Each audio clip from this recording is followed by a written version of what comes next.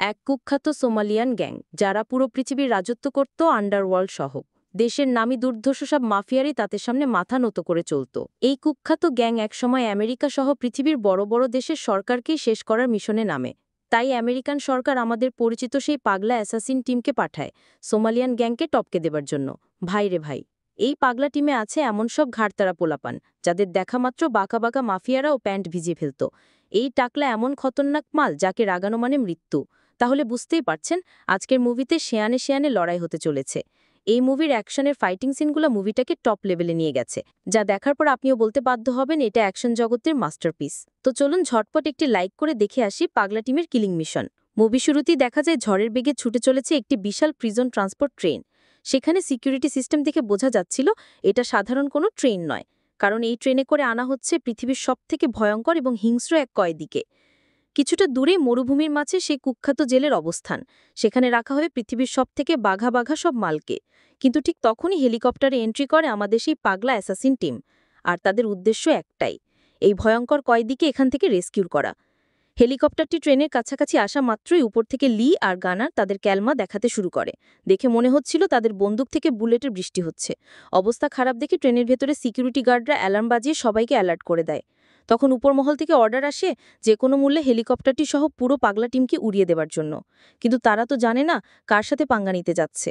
তবে কিছু বুঝে ওঠার আগে অ্যাসাসিন টিম এমন তুমুল ফায়ারিং শুরু করে যে গার্ডটি নিজেদের জীবন নিয়ে টানাটানি। পরিস্থিতি বেগতিক দেখে ট্রেনের সোলজাররা তাদের হেভি মেশিন গান সেট করে পাগলা টিমকে উড়িয়ে দেবার। তবে বার্নি চালাকি করে হেলিকপ্টারটিকে একদম ট্রেন লাইনের নিচে নামিয়ে ফেলে। আর আগে থেকেই তাদের সেট করা ট্র্যাপের সাথে ধাক্কা লেগে সে মেশিন গানটি উড়ে যায়। তখন লি এবং গানার সহ তাদের টিমের বাকি মেম্বাররা দ্রুত ট্রেনের ভেতর এন্ট্রি করে। আর এখান থেকে শুরু হয় আসল খেলা। লি আর গানার তখন একে একে শট নিয়ে সেখানকার এনিমিদের টপকে দিতে শুরু করে। এভাবে কয়েকজনকে খেয়ে দেবার পর তারা সেই কয়েদিটার কাছে পৌঁছায়। আর এই কয়েদিকে দেখে বোঝা যাচ্ছিল সে কোন লেভেলের মাল। তাকে রেস্কিউ করার পর লি বলে দ্রুত ট্রেন থেকে বের হতে, কিন্তু সেই কয়েদি তাদের পাত্তা না দিয়ে এক দৌড়ে ট্রেনের সামনের দিকে চলে যায়। আর সেখানে থাকা গার্ডদের চাকু কেড়ে নিয়ে এক নিমিষে তাদের কুচু কেটে করতে থাকে। ভাই রে ভাই, এমন মনে হচ্ছে এই মাল পাগলা টিমের থেকেও খতরনাক। এরপর সে সোজা ঢুকে পড়ে ট্রেনের ইঞ্জিন রুমে। সেখানে থাকা সোলজারকে খেয়ে দেবার পর ট্রেনের গতি বাড়িয়ে একদম টপ স্পিডে করে দেয়। কয়েদিটা তখন দ্রুত হেলিকপ্টারে উঠে পড়ে। অন্যদিকে সেই ট্রেনটি চোখের পলকেই জেলের দেয়ালে সজোরে ধাক্কা মারে। এতে বিশাল এক বিস্ফোরণে পুরো জেলটা উড়ে যায়। ভাইরে ভাই, এটা তো ট্রেলার মাত্র। মুভির সামনে আরও পাগলা টিমের কিলিং মিশন অপেক্ষা করছে, যা দেখার পর আপনার গায়ে প্রতিটা লোম দাঁড়িয়ে যেতে বাধ্য। পুরো একটা গ্যাংকে খেয়ে দেবার পর পাগলা টিম সেই কয়েদির আস্তানায় চলে আসে। আর এরপরে আমরা জানতে পারি এই ভয়ঙ্কর কয়েদির নাম ডগ। একসময় সে বার্নির সাথে এই পাগলা এক্সপেন্ডেবল টিম তৈরি করেছিল। তাদের প্ল্যানিং শুনে আমরা বুঝতে পারি নেক্সট মিশন ছিল এক সোমালিয়ান গ্যাংকে টপকে দেওয়ার জন্য। বলা হয় এই গ্যাং এতটাই খতরনাক যে দুনিয়ার বাঘা বাঘা মাফিয়ানাও তাদের নাম শুনলে প্যান্ট ভিজিয়ে ফেলত। তাই পাগলা টিমের টার্গেট ছিল এই সোমালিয়ান গ্যাং সম্পূর্ণ নির্মূল করার। আর ঠিক এই কারণে তারা ডগকে রেস্কিউ করেছে, কারণ সেই সোমালিয়ান গ্যাংয়ের সম্পর্কে বেশ ভালোই জানতো। তাই এক মুহূর্ত দেরি না করে সেদিন রাতেই পাগলা টিম বেরিয়ে পড়ে তাদের নেক্সট কিলিং মিশনে। পরদিন সকালে আমরা সোমালিয়ার মোগাদিশু নামক একটি বন্দরে দেখতে পাই। সেখানে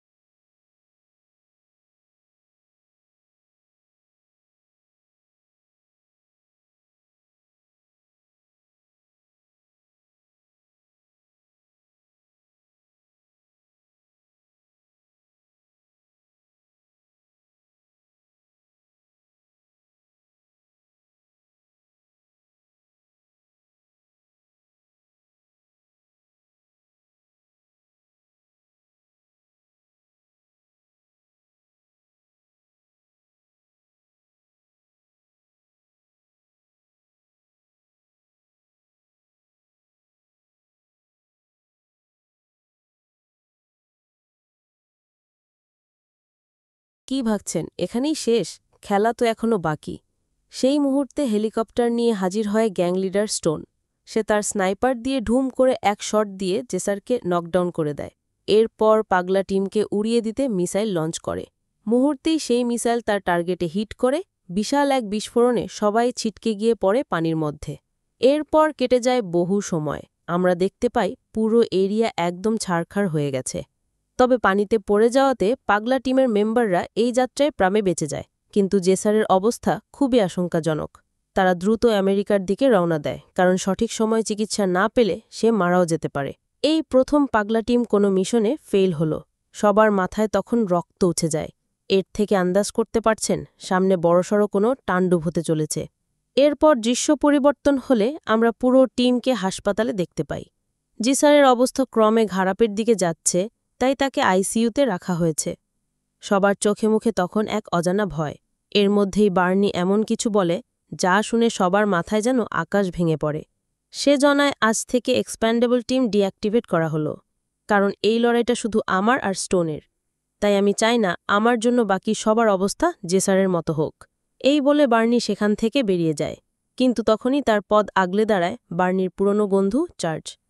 তখন দুজনের কথা শুনে আমরা বুঝতে পারি স্টোন একসময় তাদের টিমের একটি টিম মেম্বার ছিল। কিন্তু কিলিং মিশনে গিয়ে সে পুরো টিমের সাথে গাদ্দারি করে বসে। সবাইকে ট্র্যাপে ফেলে স্টোন সেখান থেকে পালিয়ে আসে। আর এরপর সোমালিয়ানদের নিয়ে গড়ে তোলে এক আলাদা সাম্রাজ্য, যেখানে তার রয়েছে ৮ লাখের মতো অ্যাক্টিভ চালাপালা। তাহলে বুঝতেই পারছেন এই স্টোন কোন লেভেলের মাল। আর ঠিক এই কারণেই বার্নি স্টোনকে দেখা মাত্রই ফায়ার করেছিল। এর মধ্যে আমেরিকার ভাইস প্রেসিডেন্ট ভিক্টর বার্নির সাথে দেখা করে। তিনি জানান স্টোন খতম করার মিশনে আমেরিকান নেভি সিল বা তেইরে এরা নতুন অ্যাসাসিনরা নিজেদের মাল সেট করে নেয়। এরপর নির্দিষ্ট লোকেশনে আসা মাত্রই টিমের মেম্বাররা একে একে প্লেন থেকে ঝাঁপিয়ে পড়ে। পরদিন সকালে তারা স্টোনের আস্তানার ম্যাপ দেখে পারফেক্ট প্ল্যানিং করে। টার্গেট লোকেশনে কাছে গিয়ে বার্নি তখন দূরবীন দিয়ে স্টোনের সোলজারদের গতিবিধির উপর নজর রাখছিল। এরপর তারা একটি ড্রোন পাঠিয়ে ভেতরে সমস্ত সিকিউরিটির পজিশন জেনে নেয়, যার ফলে খুব সহজেই তারা সিকিউরিটিদের চোখ ফাঁকি দিয়ে ভেতরে ঢুকতে সক্ষম হয়। এরপর সমস্ত অ্যাসাসিন নিজেদের পজিশন নিয়ে তাদের টার্গেট লক করে। বার্নির অর্ডার পাওয়া মাত্রই একজন মেইন সুইচ বন্ধ করে দেয়।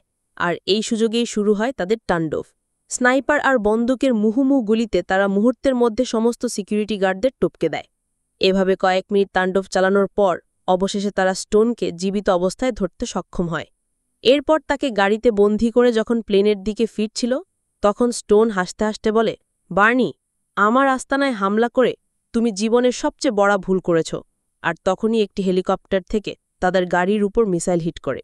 এরপর সোলজাররা স্টোনকে রেস্কিউ করে এবং নতুন অ্যাসাসিনদের বন্দী করে ফেলে। অন্যদিকে বিশাল বিস্ফোরণে বার্নি উড়ে গিয়ে নদীতে পড়েছিল। পরদিন সকালে আমরা বার্নিকে তার আস্তানায় দেখতে পাই। সেখানে তার বন্ধু চার্জ আগে থেকেই অপেক্ষা করছিল। এর মধ্যেই স্টোন বার্নিকে একটি ভিডিও পাঠায়, যেখানে দেখা যায় সে বার্নির নতুন টিমের অ্যাসাসিনদের উপর অত্যাচার করছিল। স্টোন বার্নিকে হুমকি দিয়ে বলে ২৪ ঘন্টার মধ্যে যদি ধরা না দেয় তাহলে সব পোলাপানকে খতম করে দিব। বার্নি তখন এক মুহূর্ত দেরি না করে তার ফাইটিং সব অস্ত্র অ্যাসেম্বল করে স্টোনের আস্তানার উদ্দেশ্যে রওনা দেয়। কিন্তু ঠিক সেই মুহূর্তে লি পাগলার টিমের সবাই হাজির হয়। বার্নি খেয়াল করে সবাই একদম স্টোনকে খেয়ে দেওয়ার জন্য সম্পূর্ণ রেডি। তাই এবার সে আর কোনো কিছু না ভেবেই পুরো টিমকে নিয়ে বেরিয়ে পড়ে তাদের টার্গেটের দিকে। দীর্ঘ সময় চলার পর তারা স্টোনের আস্তানার পাশেই ল্যান্ড করে। সবাই তখন দূরবীন দিয়ে পুরো জায়গাটা অ্যানালাইজ করে। দেখা যায় সেই আস্তানাকে সিকিউরিটি দিচ্ছে স্টোনের প্রায় ৮,০০০-এর মতো সোলজার। সমস্ত সোলজারের পজিশন জানার পর পাগলা টিম ধীরে ধীরে আস্তানার দিকে এগোতে থাকে। ভেতরে প্রবেশ করলে দেখা যায় চারদিকের পরিবেশ একদম শান্ত। এই যেন কোনো বিশ্বযুদ্ধের আগাম সংকেত। সবাই তখন নিজেদের পজিশন নিতে শুরু করে। এভাবে কিছু দূরে এগোতেই তারা সেই অ্যাসাসিন ঝুলন্ত অবস্থায় দেখতে পায়। সবাই যখন তাদের রেস্কিউ করছিল, ঠিক তখনই স্টোনের একটি ভিডিও চালু হয়। সে জানায় পুরো বিল্ডিংয়ে সে বোমা সেট করে রেখেছে। ৪০ সেকেন্ডের মধ্যে বের না হলে বিল্ডিংয়ের সাথে তারা উড়ে যাবে। তখন সেখানের একজন অ্যাসাসিন জানায় সে কিছুক্ষণের জন্য বোমাকে ফ্রিজ করে দিতে পারবে। এরপর সে চোখের পলকে বোমাটাকে ফ্রিজ করে দেয়। এদিকে স্টোন ক্যামেরায় বিষয়টি দেখা মাত্রই তার ৮,০০০ সোলজারকে অ্যাটাক করার পারমিশন দেয়। কিছুক্ষণের মধ্যেই সোলজাররা ট্যাঙ্ক, মোটরশেল আর হেলিকপ্টার নিয়ে পুরো বিল্ডিংটাকে ঘেরাও পারে। অন্যদিকে পাগলা টিমের সবাই নিজেদের পজিশন নেয়। আর এরপর শুরু হয়ে যায় দুই টিমের মধ্যে তুমুল ফায়ারিং। ভেতরে আসা সোলজারদের তারা একে একে শুয়ে দিচ্ছিল। অন্যদিকে বাইরে থাকা সোলজাররা ভারী ভারী সব ওয়েপেন দিয়ে বৃষ্টির মতো পাগলা টিমের উপর ফায়ারিং করছিল। সবাই যখন ফ্রন্টলাইনে ফায়ারিং করছিল, ঠিক সেই মুহূর্তে একটি হেলিকপ্টার বার্নিকে অ্যাটাক করতেই যাবে, তার আগেই আরেকটি হেলিকপ্টার ওই হেলিকপ্টারকে খেয়ে দেয়। আর সেখানে আমরা চার্জকে দেখতে পাই। এরপর চার্জ তার হেভি মেশিন গান দিয়ে নিচের সোলজারদের টপকে দিতে শুরু করে। এমন ব্যাকআপ পেয়ে পাগলা টিমের সবাই নিজের জোশ ফিরে পায়। ভাইরে ভাই, চারদিকেই ফাইটিং সিনগুলো দেখে মনে হচ্ছিল পুরাই তৃতীয় বিশ্বযুদ্ধ। একটু পরেই দেখা যায় এই যুদ্ধে স্বয়ং আমেরিকার ভাইস প্রেসিডেন্ট ভেক্টর এন্ট্রি করেছেন। তিনি মিসাইল ছুড়ে একের পর এক ট্যাঙ্ক খেয়ে দেয়। এর মধ্যে আরও শত শত সোলজার মোটরসাইকেল নিয়ে বিল্ডিংয়ের দিকে ছুটে আসছে। সবাই তখন গ্রেনেড মেরে সামনের রাস্তা ব্লক করে দেয়। অন্যদিকে গানার ইতিমধ্যে একটি ট্যাঙ্ক তার দখলে নিয়েছে। এরপর সেই ট্যাঙ্ক দিয়ে সামনে আসা সোলজারদের একে একে শুয়ে দেয়। এদিকে আমাদের পাগলা লি একাই সামনে আসা সোলজারদের কাউকে গুলি করে, আবার কাউকে ছুরি দিয়ে কেটে একদম তামাতামা করে দিচ্ছিল। ভাইরে ভাই, একদিকে ট্যাঙ্ক বনাম ট্যাঙ্ক, অন্যদিকে আকাশ থেকে মিসাইলের বর্ষণ। পুরো সিনটা জাস্ট মাথা নষ্ট। স্টোন তখন ক্যামেরা দেখতে পায় তার সোলজারদের মশা মাছির মতো খেয়ে দিচ্ছে, তাই সে এবার নিজেই ফাইটিংয়ের জন্য বেরিয়ে পড়ে। এদিকে পাগলা টিম বুঝতে পারে কিছুক্ষণের মধ্যেই সেই বোমা আনফ্রিজ হয়ে পুরো বিল্ডিং উড়িয়ে দিবে। সবাই তখন দ্রুত হেলিকপ্টারে উঠে পড়ে। কিন্তু ঠিক তখনই বার্নির সামনে এসে দাঁড়ায় স্টোন। সে বার্নির দিকে বন্দুক এইম করে বলে, তুই আমার গ্যাংয়ের উপর চোখ তুলেছিস, আজই তোর জীবনের শেষ দিন। এরপর দুজনের মধ্যে শুরু হয় তুমুল লড়াই। ভাই রে ভাই, দুজনেই একদম শ্যানামাল, কেউ কাউকে এক বিন্দু ছাড় দেয় না। মারামারির এক পর্যায়ে দুজনের হাতেই বন্দুক চলে আসে। স্টোন যখনই বার্নিকে ফায়ার করবে, তার আগে বার্নির বন্দুকের বুলেট স্টোনের বুকে গেঁথে যায়। এর মধ্যেই বিল্ডিংয়ের বোমাগুলো বিস্ফোরণ করতে শুরু করে। ঠিক শেষ মুহূর্তে বার্নি এক লাফে হেলিকপ্টার থেকে ঝোলানো একটি দড়ি ধরতে সক্ষম হয়। এরপর পুরো অ্যাসাসিন টিম সেখান থেকে বেরিয়ে আসে। অন্যদিকে সেই বিস্ফোরণে স্টোন সহ তার বিশাল সোলজার বাহিনী চিরতরে মাটির সাথে মিশে যায়। এরপরের দৃশ্যে দেখা যায় পাগলা টিম পুরো একটা গ্যাংকে খেয়ে দিয়ে পার্টিতে চিল করছে। ঠিক তখনই সেখানে এসে হাজির হয় ভাইস প্রেসিডেন্ট ভেক্টর। তিনি এসে বলেন, এবারের মিশন হতে চলেছে তোমাদের জীবনের এযাবৎ সবচেয়ে ভয়ঙ্কর এবং শেষ মিশন, কারণ তাদের লিবিয়া